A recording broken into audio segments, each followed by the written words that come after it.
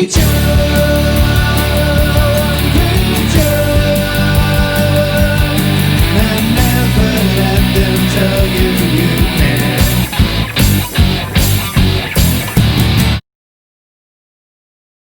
right, welcome to episode 24. This is the Kobe Bryant episode. Am I right? 24? Rest in peace. Rest in peace, Kobe Bryant. You might look over here if you're watching on camera. If you're listening on audio, we apologize. But if you're seeing this on camera, you'll recognize that there's only two of us. For the second time in podcast history. I don't understand it. We've been doing this for 24 weeks in a row, and we just can't seem to get Brittany on board with. We really haven't missed a week. That's insane, isn't it? We've missed one. 24. You guys were on vacation. We've been doing it. It should have been 25. It should be episode 25. Dang it. Y'all went on vacation. Apologize. Had to get engaged. Hey, that was pretty. That was a pretty big you deal. bailed on me. So anyway, Brittany's working on stuff for Sunday. Our Sundays were extremely busy, and so I knew this ahead of time. So on Monday, I made sure that normally I work on my sermons through the week, and then I get Brittany all the information on Friday to put up. But because I knew that this would be a busy weekend and a busy Sunday, and I knew today would be a busy Friday for us here as a staff, I went ahead and I got everything to Brittany on Monday. I got her my sermon, my 3 points, my verses in between the 3 points. I got her all the stuff because we have a baptism this Sunday, we have Communion. We're finishing up our sermon series under construction, which is all about the family. We have an ordination service for our new deacons. We got 3 new deacons that we're going to be adding on Sunday, and so it's a busy day. You forgot one. It's my birthday. My birthday's on Sunday. Big 2-1, right? No, big 2-0. I'm finally out of the teens. Not even 21 yet. You're not even old enough to take communion. Nope, not illegal, not legally. So anyway, that's exciting. Big 20. Thank you. You got plans? No. You're not doing anything this weekend? We're going to Topgolf tomorrow. You ever been to Topgolf? No. You should. I hate Topgolf. You don't have to have. The thing about Topgolf is, back me up here, preaching youngins. You don't have to be good at golf. Like Brittany usually does really good at Topgolf. My sister. I find that hard to believe. My sister usually beats everybody at Topgolf. I find that hard to believe. No joke. Guarantee you, we're going tomorrow morning. I guarantee you, she beats everybody tomorrow. That's interesting. So. Well, have fun with that. I don't know what the purpose of it is. You're not Topgolf? Yes. Is there a hole? It's more or less. There's like so you should look it up. It's like 3 levels. It's like 4 levels. There's like 3 or 4 levels, right? And there's like a whole bunch of different holes out in the ground. They track the ball that you hit. So like it's got a little tracker in it. You know That's creepy. That's creepy. I've taken one hole before. I don't know if that's a good idea or not. But well, no, they can track it. Look, you should put this on. See, you hit it here, and there's little targets. The closer you hit it to the center, the more points you get. Is there a guy that's driving around though? Yes, he does. I've hit him before. Wow. Does he get upset? Not on purpose. Does he get upset? No, he probably doesn't even know. It probably just is a loud ding. Wow. So, Topgolf's that would give me anxiety being that guy. I think it'd be fun to have his job. Are you just driving around a little cart? Are you excited to finally be in your 20s? Yes, I am. I'm anxious to be out of my teens. Yeah. I don't remember my 20s. It was a blur. You were old. You're in your 30s. A lot happened in my 20s. It was a blur. Flunked out of college. I did that in my teens. Yeah. I got all my good stuff out in my teen years. Oh my. So the 20 years are the good years. Yeah. Well, anyway, to get back to our topic. So I got Brittany all this information on Monday so that she could be ready to go. Prepared. So she could have it all put into her computer. It's interesting because she's not even doing the work right now. Like she's like, I'm gonna finish this up for the first half, and she's gonna join us in the second half. I don't even know where she's at. She's not even in the building. I think she left. She might have left. She got upset and left, so I don't know what's going on with her. But anyway, I had everything done Monday. Like a good boss.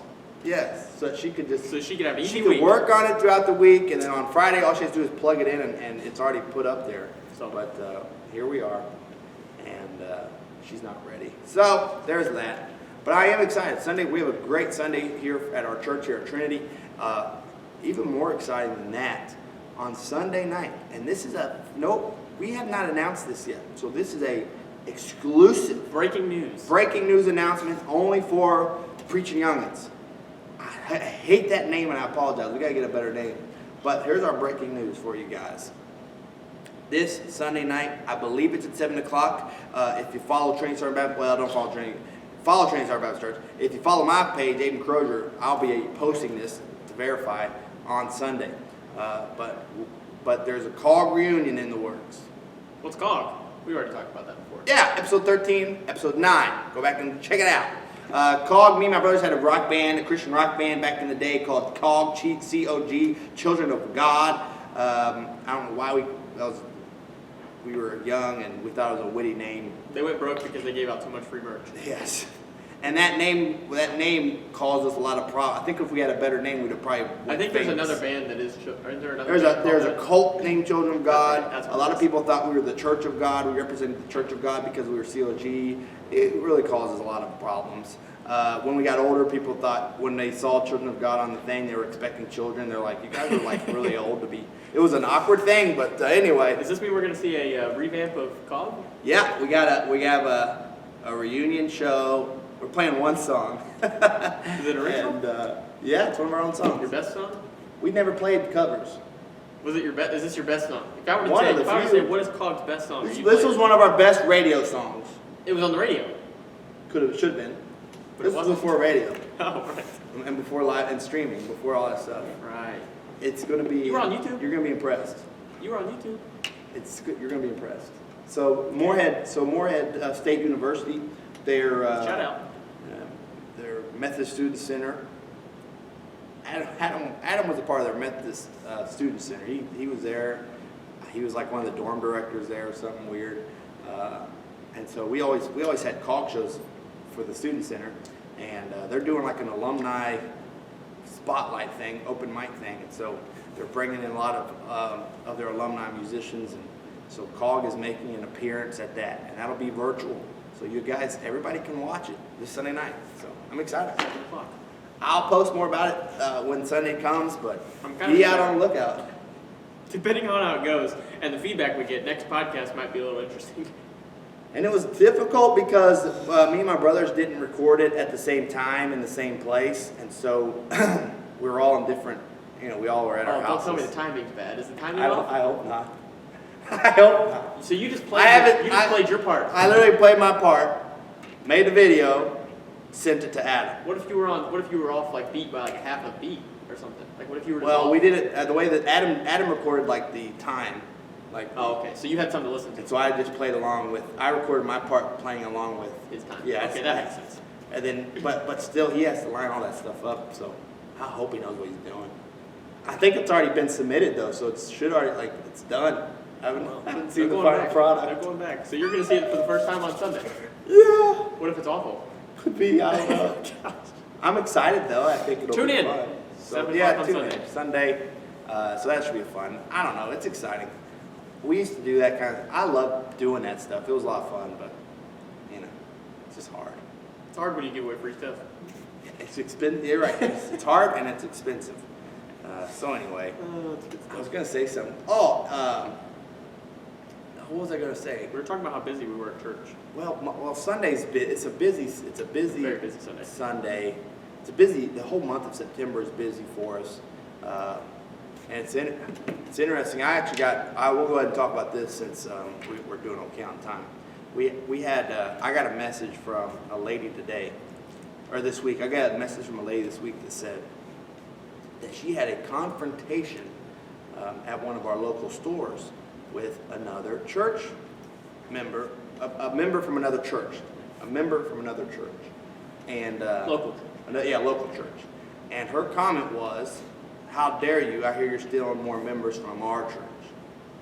This is and so she was very upset. She was very taken back by it. She sent it to me. She's like, I was very hurt by this. And but I was like, this is what we deal with all the time. It's a weekly basis. This is a weekly basis thing. There's pastors that are upset, and it's not that we're stealing people. We're not stealing sheep. I always tell people this, and I read this in a book. I can't remember the book. I think it was the pastor of Southeast.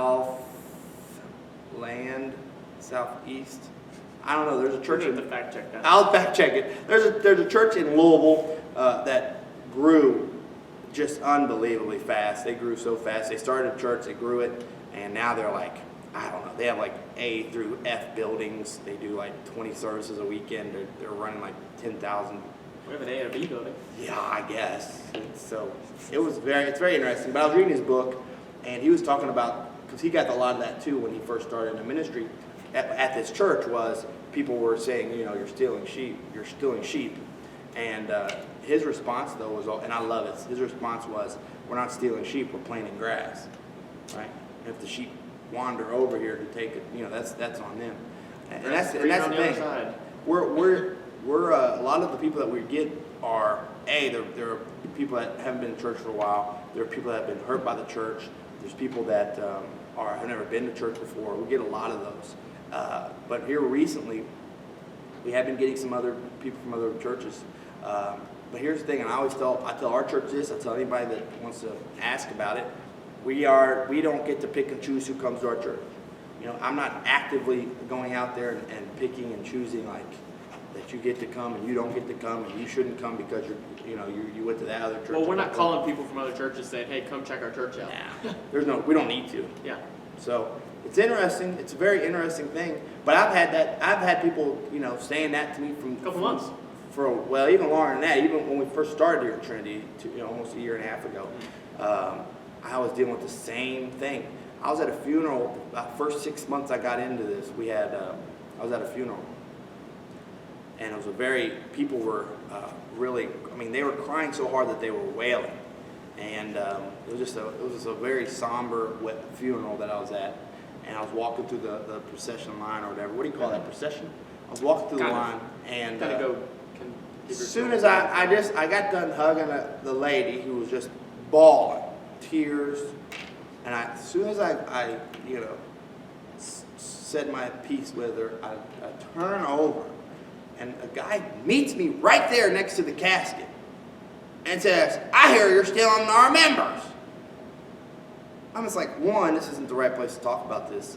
And then two, I ain't stealing nobody. It's just an interesting thing when you start to see growth. These are the issues that you start dealing with. It's one of the reasons why pastors get upset and discouraged. Is because of the outside noise. And, if members are coming over to our church, and I would do this if members were leaving my church, you should start looking at why, right? Turn to yourself. Turn to yourself. Ask them. Contact them and say, hey, I heard you're going to another church. Is there something that we did wrong? Is there something we can fix? Is there something that we can do better? Even if you don't come back, is there something we can do better to make sure our services are better? If you just think that you're going to get up there on Sunday, preach a normal sermon, and everybody's going to come and listen, and then expect it all to be fine, like it doesn't work that way, right? It doesn't happen anymore. So I don't know. It's been an interesting thing. But we get that not only from church members, we get that from other pastors too. We get a lot of... I think more so from other pastors. Yeah, we probably get more so from our pastors. A little bit of jealousy, a little bit of contentment, a little bit... they look down on us a little bit, which is so interesting. One, because we're young, you would think that they'd try to take us under their wings and mentor us a little bit. Also, because we're growing, you think they would celebrate that with us. Right. But it's not how it works, man. And it's probably one of the downfalls of the Christian church in America, is we think that we're all in competition with one another when we're not, right? People are upset with us because we're starting to do door to door. And it's not that we're going door to door and sharing the gospel with people. People are upset because they think we're trying to steal the people on their street. And I'm thinking, you guys aren't going out there and reaching the people on your street, right? And so we're going to go out and reach people in Falmouth, right? I don't care if it's on your church's street or on wherever.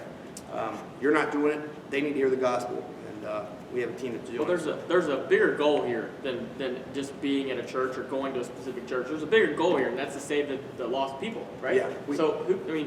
If they're doing it here or they're doing it in another church, it's being accomplished. So, to even kind of argue that is... And we went, crazy. And we talked about this last week, but we went to, we had a prayer walk last Sunday night, and, we had one of our prayer teams, everybody that they came in contact with, they wanted people to pray for them. They wanted people to, they said, hey, can we pray for you? Yes. We have this going on, I'm worried about this. I think it was like 12 families in total that they weren't going door to door. We were just praying. We were doing prayer Walking walks. streets. Yeah. Just people that they Walking ran into, sidewalk. people that were just sitting outside. I think as a nation, I think maybe specifically more locally, but if you're listening to this, I think you'd be surprised how many people, if you were to do that, do a prayer walk of that, and you ask people, or maybe even go door to door, if you ask people if you could pray for them, if there's something that you want to pray for them, maybe it's a waitress at a restaurant or something. Yes. I think you'd be surprised the response you would get. Yes. I know. We're so like caught up in because Brittany's dad does a great job of this. We'll go out to restaurants sometimes, and he'll ask the waiter at the very end of after they're done serving us or whatever, if there's anything they want us to pray for, pray with them about or whatever.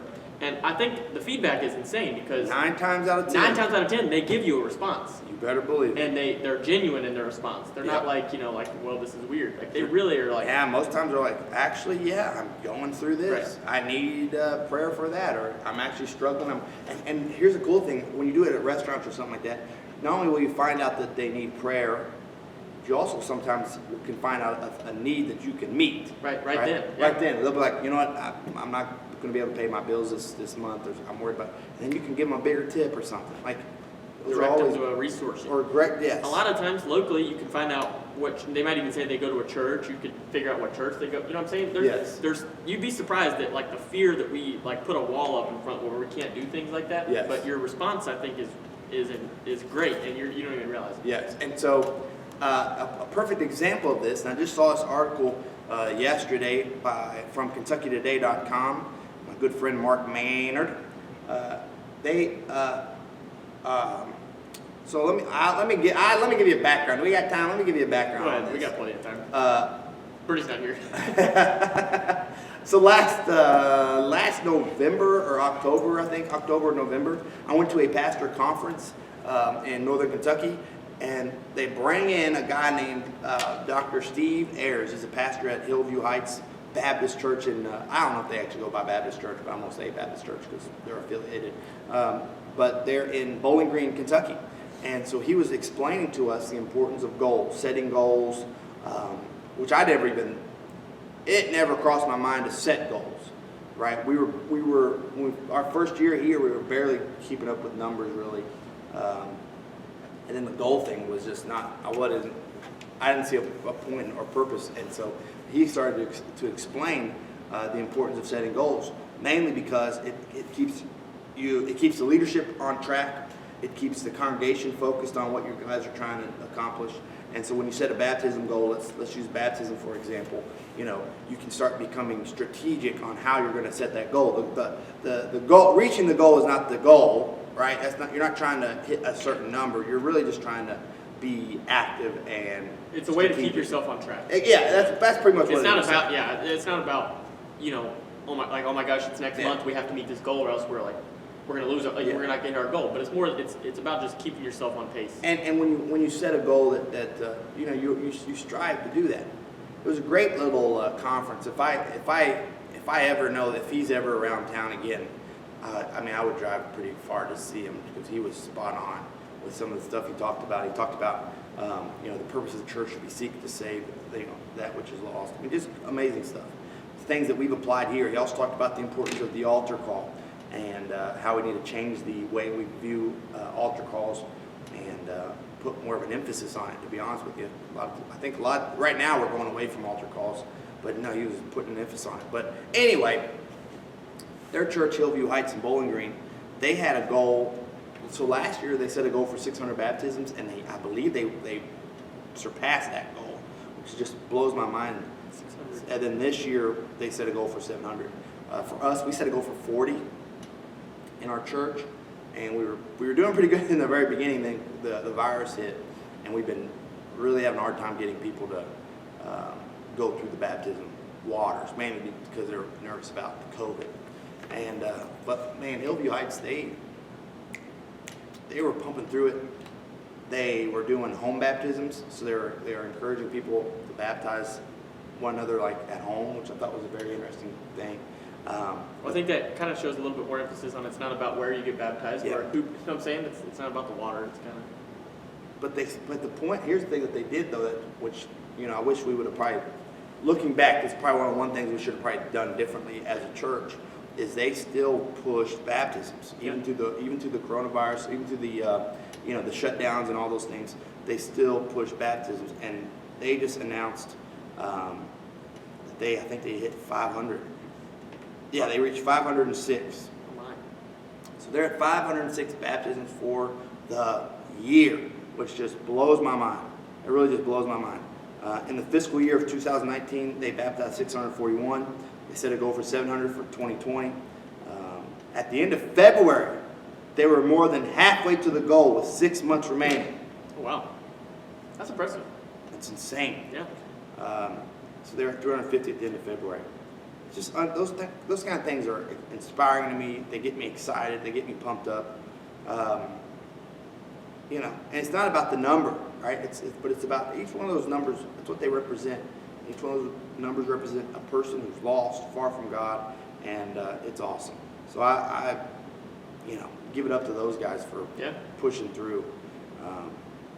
And they said a lot of their things were people that were leading people to Christ, at home or at the store or wherever. But then as soon as we were able to get back in the church building, they started baptizing. Huh. So just cool stuff, man. Which what's for us, we gotta that's what the importance of setting goals are. Is their congregation was still strategically behind the doors. Yeah, behind the closed doors, outside the four walls, they were still strategically pushing for that goal. As a pastor, that's exactly what you want your church to do. Yes. Like, you couldn't ask for a church that, that's what you want. Like, that's what you preach every Sunday. It's for every day when you leave this building is to go and continue to preach God's word. Like, you're only here for an hour. Yeah. If you use this time as an hour as your church for the week, you're doing it wrong. And it's hard for a pastor to because it's easy to get a handful of people to do these things. Right. But when you're getting your whole church involved and your whole church is excited to do that, that speaks volumes to the leadership. So, yeah. Shout out you, Pastor Shout Steve Ayers. Shout out Steve Ayers. Hillview Heights, Jamie Ward, all you guys. I love it, man. Think they'll come on the podcast? No. Dang it. Worth the try. No. I don't know. Maybe one day. Hey, talking about podcast. We're on one. Guess what? We have a surprise for you. Is it next week? Is that official? Next week, official. Yeah. Is that official? Official. Next week. I've got confirmation. Friday? Friday, a typical podcast day, but yes. That's awesome.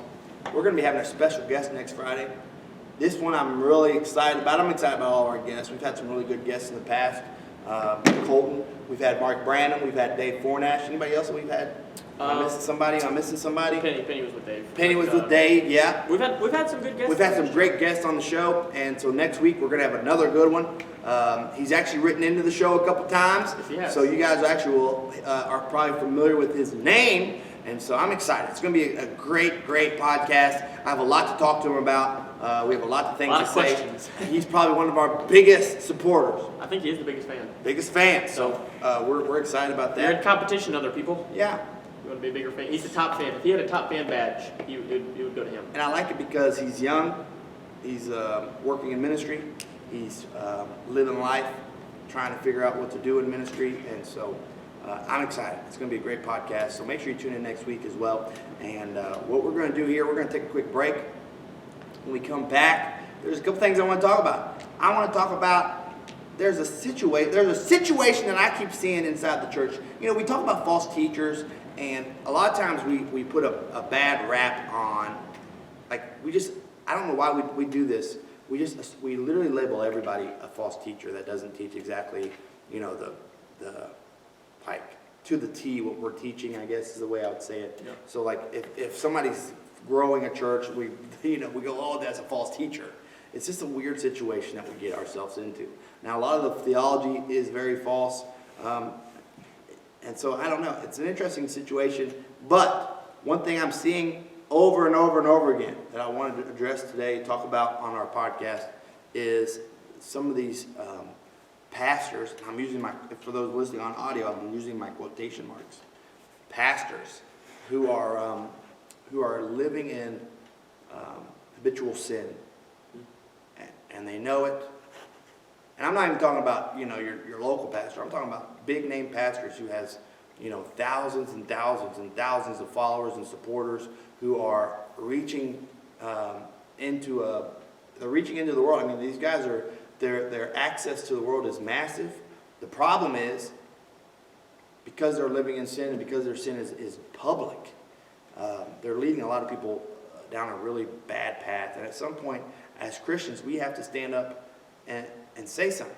Because I always thought to myself, with the Catholic Church and all the priests that are, doing terrible things to kids. Yeah. My whole life, I've always said, I don't understand why Catholics don't stand up and say something. Why don't Catholics speak out against it? I think. And so, go ahead. Well, I was going to say it for the second half, but I do think this is going to be a really good. It's going to be tough. Really good discussion. It's a tough discussion, but I think it's one that needs to. And we have to say it. Like, here we are in a position where we should say something. I think Christians often are too quiet. Well, and here's. I don't want to get into it too much because I want to get into the next half, but. We get into a thing where we keep saying, like, we should forgive. We're Christians. We should forgive. Right. But we only forgive certain people. We don't want to forgive the cop that shoots a guy who, when his life was in danger, we don't want to forgive him, right? We don't want to forgive. This is a conversation that I was actually having with a lady in our church who was sexually assaulted when she was a younger person. But she said she doesn't have any ill will towards that person because she thinks he was also sexually assaulted when he was younger.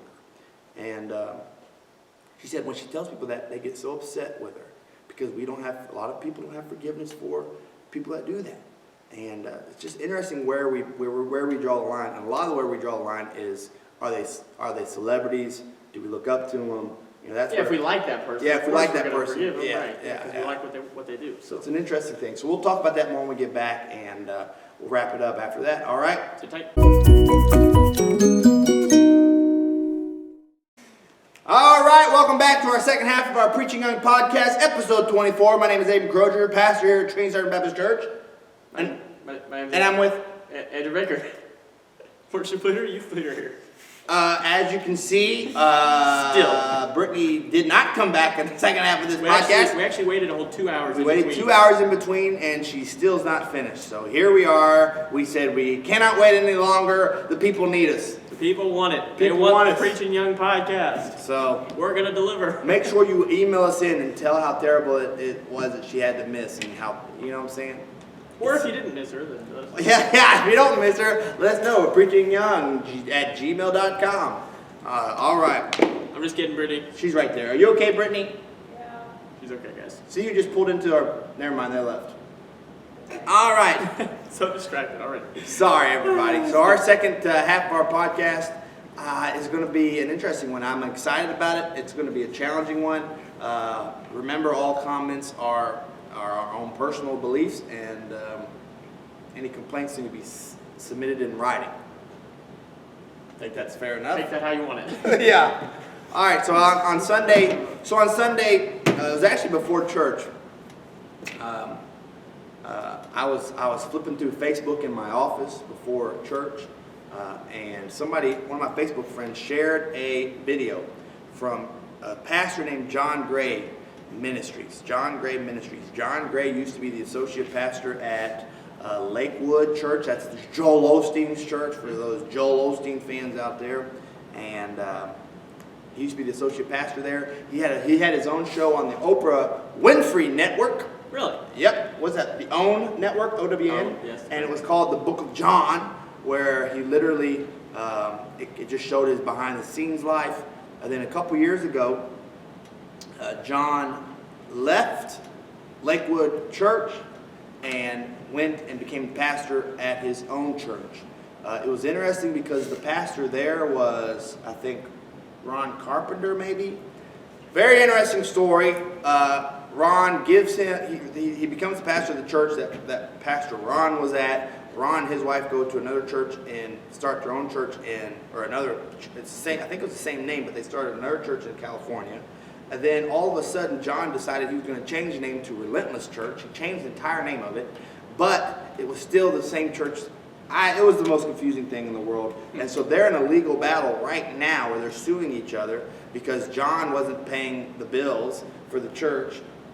And so Ron was saying, well, it's your church, you changed the name, so now it's your own church, so you got to pay the bill. It's an interesting thing. They're suing each other. Oh, man. And so that was a very public thing. And then we find out the last January that John Gray had an emotional affair with a woman.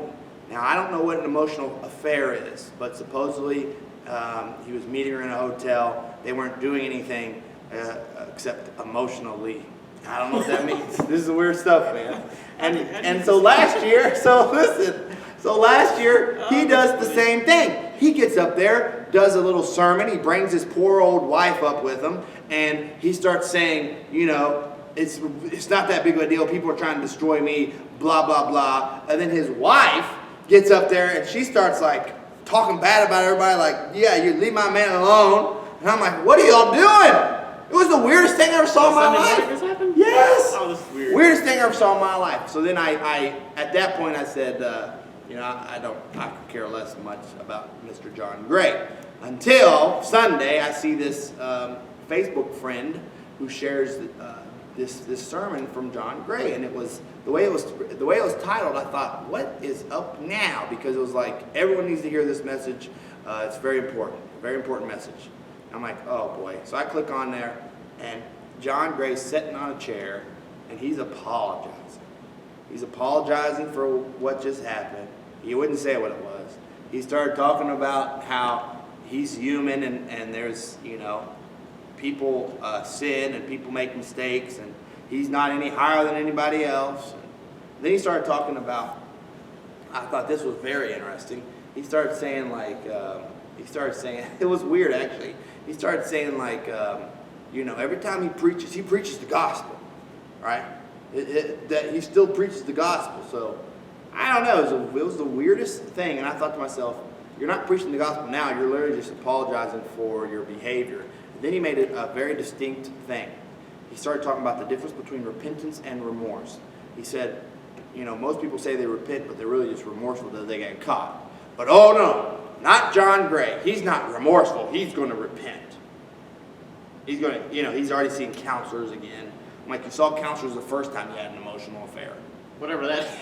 But now he's had a real affair, and this was on Facebook Live. So it's really not a laughing matter, but I think it's hilarious because I don't understand why.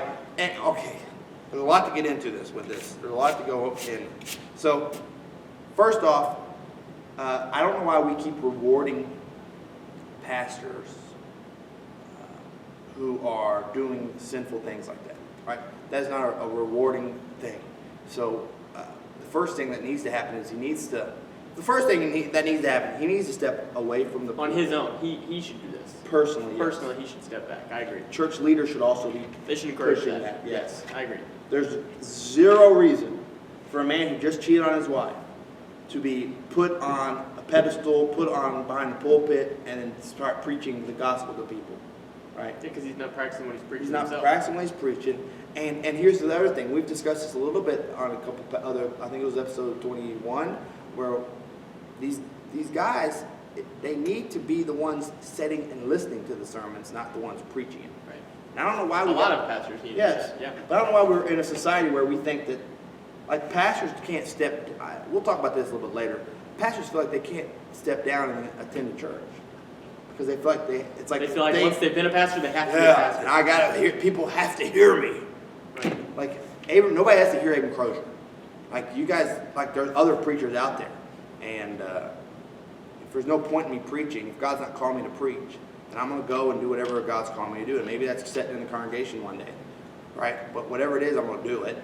Right. I'm not going to sit there and be bitter because nobody's listening to me preach. Like, it's just a weird thing. But anyway, same with John Gray. John Gray thinks, you know, he has all this influence. He can't stop preaching. They're making tons of money. And so he's still going to preach every Sunday. And I'm thinking, no. He needs to step down. It would do the church more if he would just say, look, I made a mistake. I'm going to step down. I got to get my marriage in order. I got to get this sin, this temptation that I'm dealing with addressed.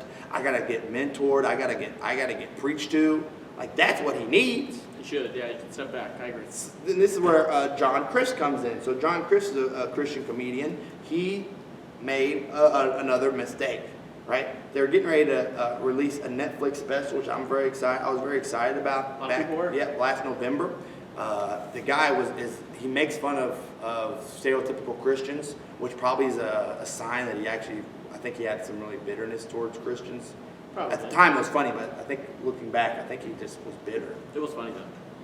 He's a funny guy. Funny guy. Now, the thing about John is, John was doing some, I don't even know really what it was, but he was making doing some inappropriate behavior to get, I don't even know, I think it happened women free tickets or I think something. it happened in his past, but I think he was, I think it happened, it wasn't recently when he had said it, but I think it had kind of like ate away at him or something. No, I think one of the ladies was getting ready to. Or maybe that. Might have been that too. But he just went ahead and came out and did it. And then he went. Yeah, off he the left. grid. He went off the grid. He didn't sit there and go, I'm going to keep doing my comedian thing. Now, he's back, by the way. He is back now. He was back in. But he stepped July, down June? for 8 months or something. Yeah, something 8 or crazy 9 like months. that, He stepped away. It'll be longer than 9 months. So it'll be about 10 November? months. Yeah, about 10 Somewhere months. in there. 12. But he took a time off, right, to go get counseling, to get. And that's exactly what he did, though. And that's what he did. He did. He said he met with a counselor And regularly. I'm okay, and we need to be forgiving of that. I'm okay with forgiving people of mistakes and of past sins. And if, he's not in a position where he's preaching to people, No. right? Because he's just a comedian, and so it's a little different. But at least he stepped away from the limelight. Somebody that was at as big as he was and was. That was probably a really hard decision for him to do. He stepped. He did not get on social media for anything. His social medias, and it's still there. If you look on his social medias, you can see a gap. You can see a time when he was posting something, and then a like 7 or 8 or 9 month gap where it was nothing, and then he started posting again. He posted an apology video and all that stuff. But you're right. He did exactly what he was supposed to do. He got away. So on why his own. isn't John? That's a really good question. He has to, right? He has to step away. And you would think people around him, surrounding him, should encourage him to do that. Yep, absolutely. Now here's the problem. I always read the comments because I'm a man of the people. I like seeing what the people are doing, and so I literally go to the comments to see what the people are saying. You get true reactions. True in the reactions. comments. And I think that was probably the most heart-wrenching, was seeing the comments, which was saying, "You're a great pastor. This is why we love you, because you're real." I'm like, you're saying he's a great pastor because he cheated on his wife and then he's admitting to it, and that's real? Like, this is the world we're living in. We are being deceived as the world. And we were warned about this in 1 John. We were warned about this. Don't be deceived by the world, especially in these evil days that we're living in. But this is the world we're living in. And this was proof of it. This is proof of a faithless generation. We talked about it. This is proof of it. That these people are living a life that's just not. I always say this: pastors are held to a higher standard because we have been entrusted to be stewards of God's people, and we're held to a higher standard. We have to be held accountable for how we preach, what we preach, who we're preaching to, how we're leading a church. We're held accountable for those. Yes. Yeah. And John Gray's, and I'm not even going to call him pastor because he's not a pastor, right? He's a man that is lost. Right? Because someone who's not lost ain't going to do that stuff. He's lost. And he needs to get found. And he can get found. And he can be forgiven. We're not saying, it's not that none of this can happen. Yes. It's not that he's too far gone, anything like that. It's just that he needs to work on himself. Obviously. And he needs to work on himself. And he doesn't need to lead more people down that path, almost justifying that it was okay. Because with as many people that are saying he's a great pastor for admitting that he just had an affair on his wife, which just blows my mind. That doesn't even make sense. There's also an equal amount of people who are lost, who hate the church anyway, who are sitting there going, well, this is why we don't like the church. They're hypocritical. Yeah. And then here's the other thing. Why do I need to be a Christian, right, if the John Grays of the world are doing the exact same thing I'm doing? What's like an atheist? If an atheist says that, they could go, why do I need to be a Christian when that pastor does the same thing I do? And I don't have to go to church. I don't have to dress up. I don't have to give time to anything. Like, this is one of my favorite things to tell the youth when working with youth. This is one of my favorite things to tell them because, in high school, middle school, high school, there's a lot more of you're experiencing more freedom. There's a lot more things that they can do, right? In high school, middle school, or college age, things like that. And one of the biggest things I tell them is exactly that. You know, like if a friend looks at you and says, why should I be a Christian? Why should I come to church with you? Why should I listen to you about Jesus? And you do the same things that I do, why not? I just won't go. I just don't want to go to church. There's no point in going. If I can do exactly what you're doing and you're going to church and I'm not, why would I go to church? Why would I waste my Sunday morning? Why would I wake up and not be able to sleep in on the one day I have off over the week? And the biggest thing I always tell them after that is you have to live a separate life. You have to live, not a separate life, but you have to live a distinct life away from the world, right? You have to be different. We're called to be set apart. Yeah. We're not called to look like the world. We're called to be in the world, not of the world. And unfortunately, I think it doesn't work that way. They're so cliche things to say, almost, like to an extent. Because like, we've said them so many times, but I really think that people aren't doing it. They don't get it. They don't, you know what I'm saying? They hear it and it goes in one ear and out the other. Because it's been said so many times. But I think it's true. It's exactly right. There's a reason it's being said so much. Yeah. And it's a hard, but it has to be said. As Christians, as pastors, it has to be said. And I've been trying to, I've been very blunt. We've been in this family series over the last 4 weeks. And I've been very blunt about, because a lot of parents, a lot of families don't want to admit that they are bad parents or are treating, this is something that I've been trying to, you have to understand that how you act is going to impact generations of your kids. Your kids are going to be impacted by that. Their kids are going to be impacted by that. And so you can't just sit there and say, well, I don't know why my kids don't want to come to church, when if you look back in your life, you used to badmouth the church, or you I don't know, you made it a chore to come to church instead of it being what it should be. Anyway, we're hurting so many generations. And when I see a pastor like John Gray, who has the influence that he has, which he should have never probably had the influence, but he keeps making these mistakes. He keeps sinning. He keeps, and then they use it as like a giving thing. Because as soon as before his sermon was over, that was all he started. So first half was apologize. I'm just human like everybody else. And then the very last half was you need to give money to the church because this is coming from a guy who says he preaches the gospel every Sunday, right? Except for Sunday, obviously. Except for Sunday. Because he's so busy apologizing. We're supposed to be living a life, and I've said this before, but I'll say it again. It's hard. It's almost impossible to preach to people when I'm in when I have impure thoughts, when I have impure motives. It's hard to preach to people. Because at that point you're arguing with yourself. You're lying to yourself at that point. Yes. And people, I think people can read it. I think people can see it. I think people can read it. See right through it. Yes. In Proverbs it says, that kind of behavior will get found out. And so, I don't know. Those are all things that I'm like, those are issues that you just have to get in there with the right mindset and you don't want those blemishes on you because, and not to say everybody sins, I sin, but to sit there and cheat on your wife, then you're going to sit there and preach about, how because he's one of those preachers that preaches on relationships. Right. They do those relationship series all the time. And I've seen his relationship conferences or whatever, where they, he's sitting in a chair and he's talking about how attractive his wife is and and then how he goes and does something like that. He does something like that. It's just two-faced. It's deceitful. It's hurting the gospel. And more importantly, that's what it's doing. More than anything that he's doing himself, it's hurting the witness of Christ. And those are the guys that need to step down. Right. Yeah, I agree. And get a day job. As long as he doesn't work on You can be forgiven. He can be forgiven, and there's steps to do that. But he doesn't need to be pastoring right now. He needs to figure out his own life. And he needs to figure out his relationship with his wife. Because I can't imagine her staying with him after this. But it's especially weird. not everybody knows. But it's weird. It's a weird world we're living in. But it brings me to our next guy, Clayton Jennings. So we had Blake Whiteley here a few weeks ago for a concert. I love Blake Whiteley.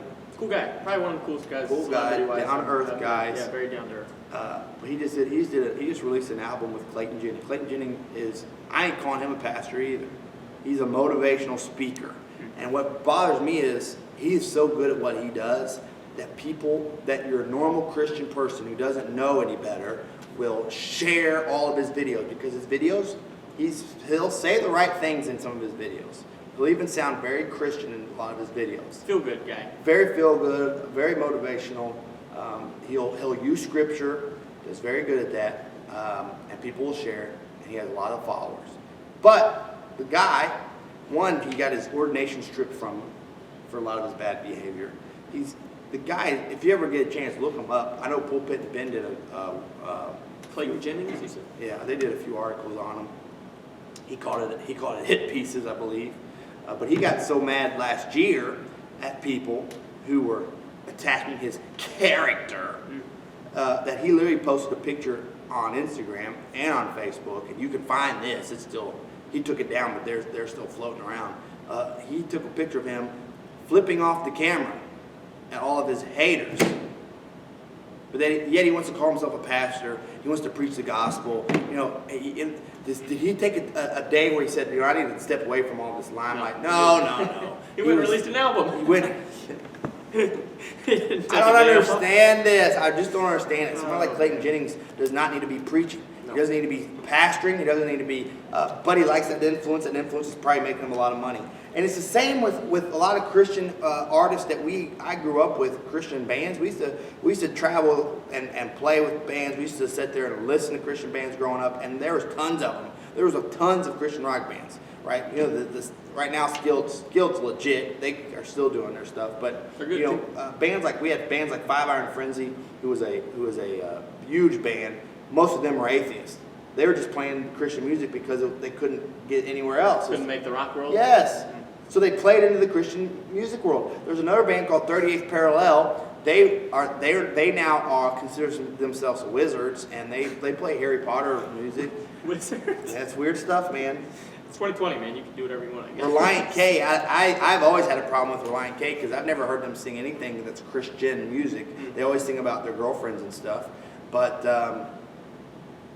they played the Christian thing, and they've got on the Christian radio, and it's just we accept people so quickly, and I don't know why. We accept people so quickly, and we have to be careful about that. We have to repent from that, because these people, when we accept them and we start promoting them, and then our non-believing friends start listening to them and see them, and then when they fall, it destroys people's faith, and it destroys people's it just really breaks my heart. And that goes on to pastors that commit suicide. You know, it's like you're hurting when you commit suicide. You're saying that you haven't listened to anything you've preached. Right? There was a pastor that killed himself in California. Yeah. He literally preached on suicide the Sunday before. If you're dealing with suicide, here's the hotline to call. You know, get with a counselor here at the church.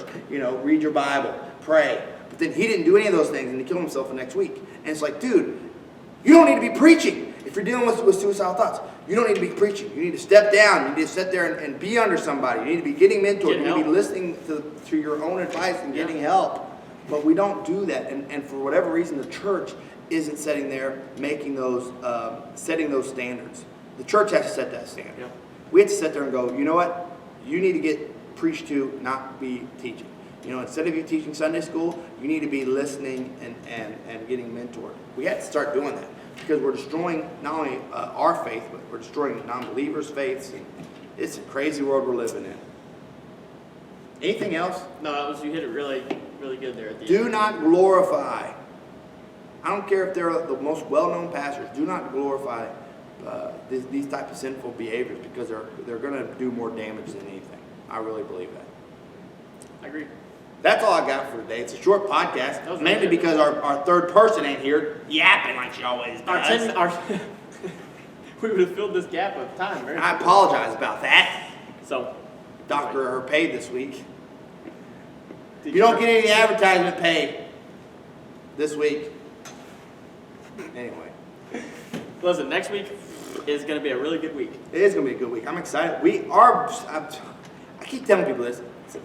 And it's not even, I don't even know if we have a busy September. With church and outside of church, specifically for the month. We have a wedding next weekend. Several weddings. Me and Andrew are going camping the weekend after. Me and my wife are going on a vacation without the kids.